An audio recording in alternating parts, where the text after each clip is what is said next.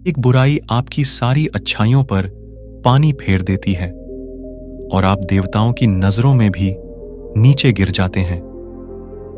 विद्वान और प्रकांड पंडित होने से आप अच्छे साबित नहीं हो जाते।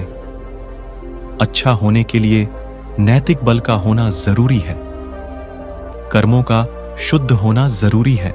शिव का परम भक्त यम और सूर्य तक को अपना प्रताप झेलने के लिए विवश कर देने वाला प्रकांड विद्वान, सभी जातियों को समान मानते हुए भेदभाव रहित रक्ष समाज की स्थापना करने वाला रावण आज बुराई का प्रतीक माना जाता है, इसलिए कि उसने दूसरे की स्त्री का हरण किया था। आओ जानते हैं कि रावण में कौन कौन सी अच्छाइयां थीं।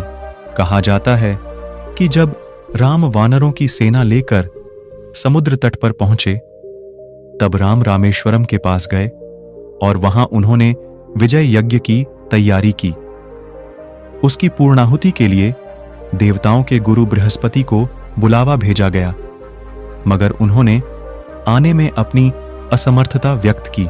अब सोच विचार होने लगा कि किस पंडित को बुलाया जाए ताकि विजय यज्ञ पूर्ण हो सके। तब प्रभु राम ने सुग्रीव से कहा, तुम लंकापति रावण के पास जाओ। सभी आश्चर्यचकित थे, किंतु सुग्रीव प्रभु राम के आदेश से लंकापति रावण के पास गए। रावण यज्ञ पूर्ण करने लिए आने के लिए तैयार हो गया और कहा, तुम तैयारी करो, मैं समय पर आ जाऊंगा। रावण पुष्पक विमान में माता सीता को साथ लेकर आया और सीता को राम के पास बैठने को कहा। फिर रावण ने यज्ञ पूर्ण किया और राम को विजय का आशीर्वाद दिया। फिर रावण सीता को लेकर लंका चला गया। लोगों ने रावण से पूछा, आपने राम को विजय होने का आशीर्वाद क्यों दिया? तब रावण ने कहा, महापंडित रावण ने यह आशीर्वाद दिया है, राजा रावण ने नहीं। एक बार रावण जब अपने पुष्पक विमान से यात्रा कर रहा था तो रास्ते में एक वन क्षेत्र से गुजर रहा था। उस क्षेत्र के पहाड़ पर शिवजी ध्यानमग्न बैठे थे। शिव के गण नंदी ने रावण को रोकते हुए कहा कि इधर से गुजरना सभी के लिए निषिद्ध कर दिया गया है, क्योंकि भगवान तप में मग्न हैं। रावण को यह सुनकर क्रोध उत्पन्न हुआ। उसने अपना विमान नीचे उतारकर नंदी के समक्ष खड़े होकर नंदी का अपमान किया और फिर जिस पर्वत पर शिव विराजमान थे उसे उठाने लगा।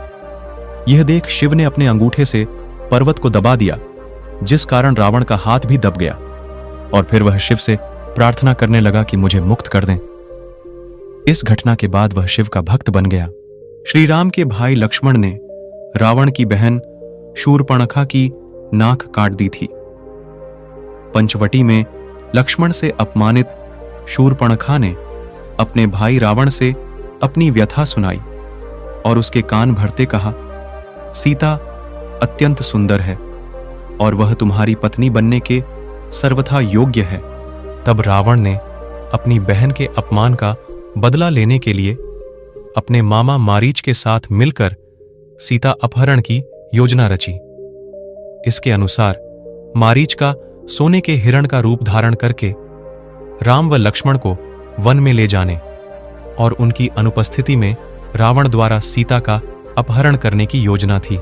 इस पर जब राम हिरण के पीछे वन में चले गए तब लक्ष्मण सीता के पास थे, लेकिन बहुत देर होने के बाद भी जब राम नहीं आए तो सीता माता को चिंता होने लगी। तब उन्होंने लक्ष्मण को भेजा। राम और लक्ष्मण की अनुपस्थिति में रावण सीता का अपहरण करके ले उड़ा। अपहरण के बाद आकाश मार्ग से जाते समय पक्षीराज जटायु के रोकने पर रावण ने उसके पंख काट दिए। रावण ने सीता को लंका नगरी के अशोक वाटिका में रखा और त्रिजटा के नेतृत्व में कुछ राक्षसियों को उनकी देखरेख का भार दिया।